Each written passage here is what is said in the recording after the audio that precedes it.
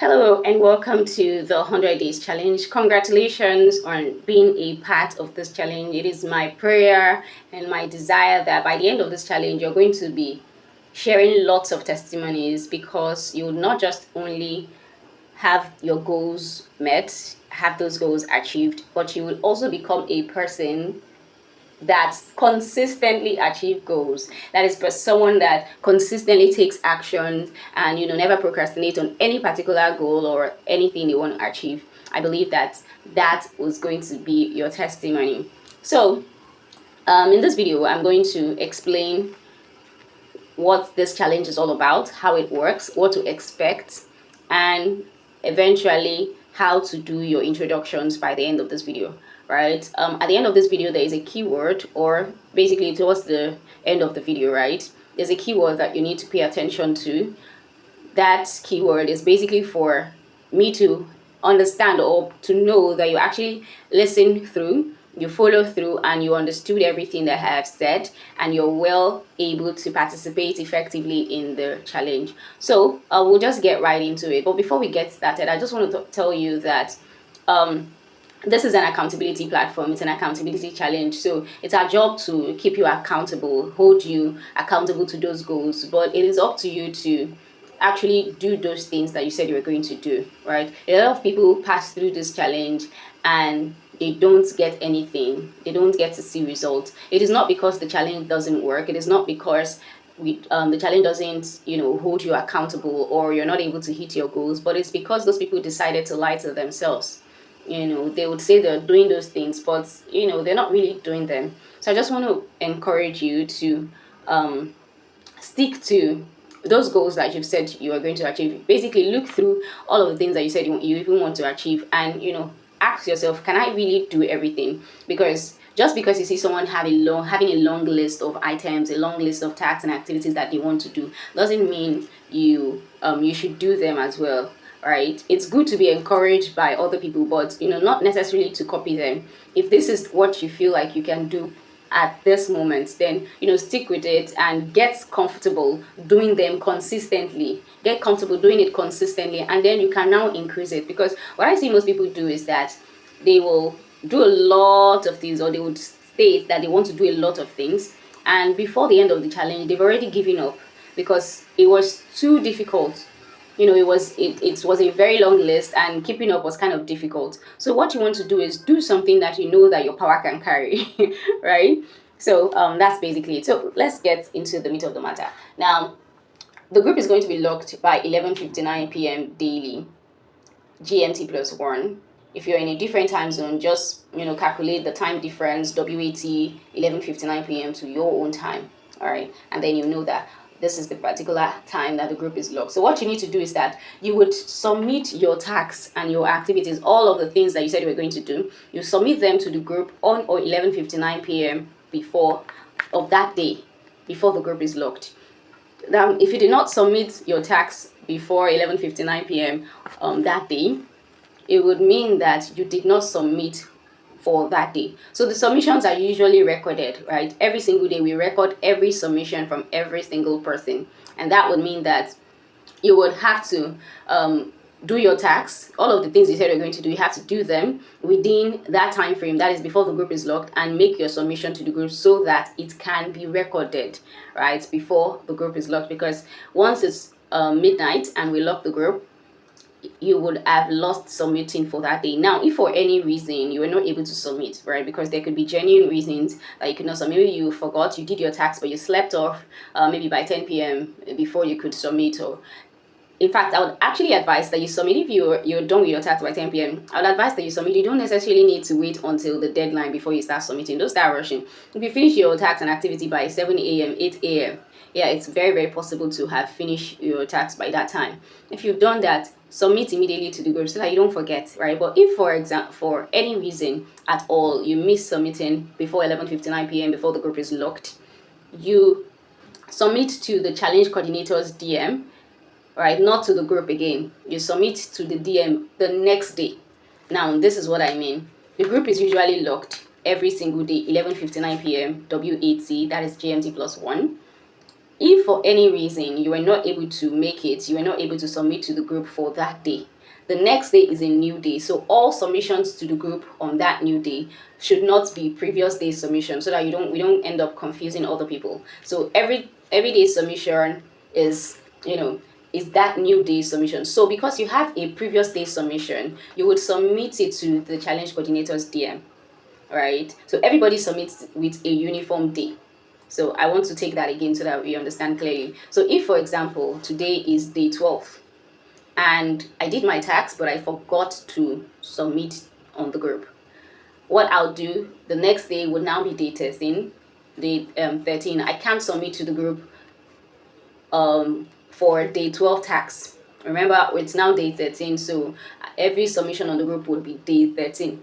But I still have day 12 submission. So it's either I forfeit that day submission, or I go to the challenge coordinator's DM and explain that, oh, because of XYZ. So it's very important that you explain. We shouldn't just, dump our submission in the challenge coordinator's DM, because they're human. It's not a bot that is recording the submission. So you want to give reasons that, oh, because of XYZ, I wasn't able to submit to the group for yesterday. Now, this is my day 12 submission. You submit it to the DM. And then we have day 13 submission on the group. Maybe you quickly do your tax and like, I don't want to miss today's submission, and you go ahead to submit day 13 submission on the group, but day 12 submission to the challenge coordinator's DM. I hope that's clear enough. And you have to do the submission for the previous day to the challenge coordinator's DM on or before 8 a.m. GMT, that is GMT plus 1, that is WAT, on or before 8 a.m. of the following day, right? I hope that's clear. Now, we have evictions every 10 days. Remember, this is an accountability platform, and so we have evictions every 10 days. So every 10 days, there's an eviction on the group. If you don't have up to 7 submissions within that 10-day period, you could get kicked out, or you get to pay a fine that is going to be communicated to you by the challenge coordinator. So every 10 days, we run eviction checks. If you don't have up to 7 submissions, so you're expected to show up at least minimum of 7 times, right? You can, it's not like you can't show up for the entire 10 days. If you can, yes, please go ahead. It's good. All right, but for any reason you miss a day, and we give 3 days grace, and if you don't have up to 7 submissions in a 10-day period, you could get evicted, right? You could get evicted, or you get to pay a fine. This fine is going to be communicated to you by the challenge coordinator. Now, if you're in the premium, if you're in any premium plus package, that's premium and above package, you would be exempted from eviction up to 3 different times. However, if you're in the regular package, you could be evicted, or you get to pay the fine if you don't want to be kicked out of the group with no refunds, right? So that's if you're in the regular package. Now, on eviction days, the group is usually locked 1 hour earlier. Remember, I said that the group is locked every day, 11:59 p.m. GMT plus 1. Now, on eviction days, the group will be locked 1 hour earlier. So that means by 10:59 p.m. or basically 11 p.m. WAT GMT plus 1, the group is locked only on eviction day. So that means day 10, day 20, day 30, day 40, 50, 60, and so on. Now, this is just to ensure that the challenge coordinator has enough time to collate the data from each person's submission for the last 10 days, and calculate how many submissions each person has in total for the 10 days. To ensure all of this calculation, the challenge coordinator needs the time to do that, and so that it will be posted to the group before 12 midnight, when the group is officially locked and all that. So on eviction days, it will be locked 1 hour earlier. I'm just stating this so that you take note of that. It is also going to be communicated. The challenge coordinator will announce on the group consistently. So it's very important to pay heed to the announcement every day. When the group is open, the group is usually open in the morning, the challenge coordinator would pin an announcement. Now, very, very important, pay close attention to those announcements that they pin. It contains the day for that day, so that you're not submitting with the wrong day. It also contains any information, any added information that you may need to know about the challenge, or maybe eviction day is closed and all that, so you probably need to sit up. So just pay attention to the announcements that will be dropped on the group daily, right? So just like I've been talking about the challenge coordinator, I'm not actually the only one running the challenge. So you'd need to go through the group, check the group for the admins, because from time to time we may have some admins reaching out to you, especially if you're celebrating or you're in a premium plus package. An admin might reach out to you to request certain details, please accord them with that respect. And also, just go through the list. If anyone reaches out to you from anything regarding the challenge, you basically need to check them. Are they in the admin group, so that you're not giving any relevant information to an outsider, to someone that is not representing the 100 days challenge. All right, now moving on to how to do your introduction. So now that we've gotten all of that sorted and cleared, and you understand everything so far, let's talk about how to do your introduction. The next thing you need to do right after listening to this message is to drop your introduction on the group. So to do your introduction, the first thing, very important, that you need to start with is the word introduction. So you need to state clearly the word introduction. Now, this is because a lot of people would come in right after the challenge has started, or someone might be doing their introduction and it's also generally maybe day one, right? So we are able to differentiate an introduction from a normal submission. So please, very importantly, state the word introduction before you go ahead and start. Now, the next thing you want to outline or state is your full name. And now the full name is the name you're going to be using for the challenge, right? So that you don't start with a particular name now and then in the course of the challenge you switch to something else, because this data is recorded, right? If you use something else in the course of the challenge, maybe on your day 14 submission has a different name than your introduction name, we're not going to be able to match the data. We're not going to be able to drop the update your record that you submitted. So very important, the name you're going to stick with throughout the challenge. And I'm stating it because we've seen this happen, and we see that the data is not collating because people started with a name, and then of course in the course of the challenge they used a different name and all that, and we are not seeing that that data, and we're not able to record their submission. So please, the name, state your full name, the name you're going to use throughout the challenge. And the next thing you want to state is your email address. Now, the email address that is active and that you use, this is so that we're able to keep you updated with any happenings or any information that you may need. Or it's very important, please state your active and correct email address, right? After you've stated that, the next thing you want to state is your location, where you currently are at the moment. Now, your location is not necessarily where you are from, but where you are participating from, right? Where you're participating from. So if, for example, I am from Nigeria and I'm currently in Germany, I'm going to state Germany because I'm participating in the challenge from Germany, right? So that, I hope that's sorted and cleared. Then after you've stated that, the next thing you want to include is celebration. So celebration is either a birthday or a wedding anniversary, and that has to be yours, your birthday or your wedding anniversary, not your son's, not your daughter's birthday, not your son or your daughter's wedding anniversary, your own birthday, because you are the one in the challenge, not them. So you want to state your birthday, and you only state it if it falls within the course of the challenge. Remember, this is a 100 days challenge and it has a duration. So if your birthday falls within, you would know the duration of every challenge, right? So if your birthday or your wedding anniversary falls within that duration, state it. If it doesn't fall, then you can skip it and move to the next item, which is the tax, which is what I'm going to talk about next. But I want to make this clear that if, for example, the challenge is running from June to July and my birthday is in May, I don't necessarily need to state my celebration. I'm just giving like a random example because it's 100 days, so definitely there's no way it's going to be from June to July, right?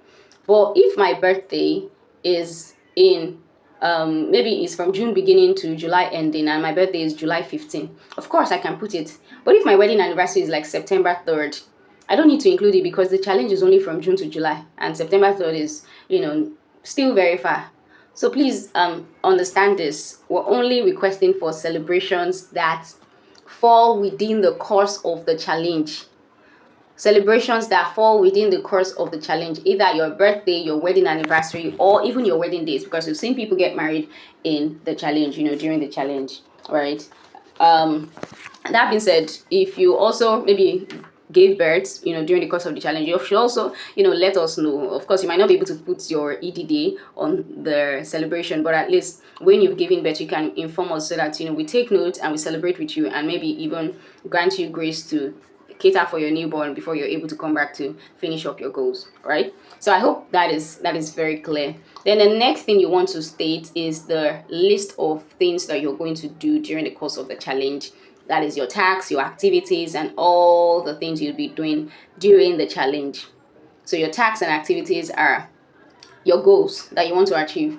So if you want to wake up at a particular time of the day, you want to read the Bible, you want to pray for a particular amount of time, all the things you want to exercise, all the things, right, that you're going to be doing every single day, list them out under tasks or activities. Then after you've listed them out, the next thing you want to state is proof. How are you going to show proof to us? How are you going to let us know that you did those tasks? Because it's not just about saying, oh, I'm going to do this, I'm going to do that, or I'm going to do all of these things. But the most important thing is, how will you let us know that you did them? All right, so if you exercise, are you going to do like a 15-second video of you exercising? If you read a book, are you going to do like a short summary of the book to let us know that you actually read and grasped what you read? So if you're unclear on, how you could show proof, you can either ask on a group or reach out to an admin. Reach out via DM to an admin to explain to, let them explain to you, okay, these are my tasks, these are things I want to do. How do you think I can show proof, right?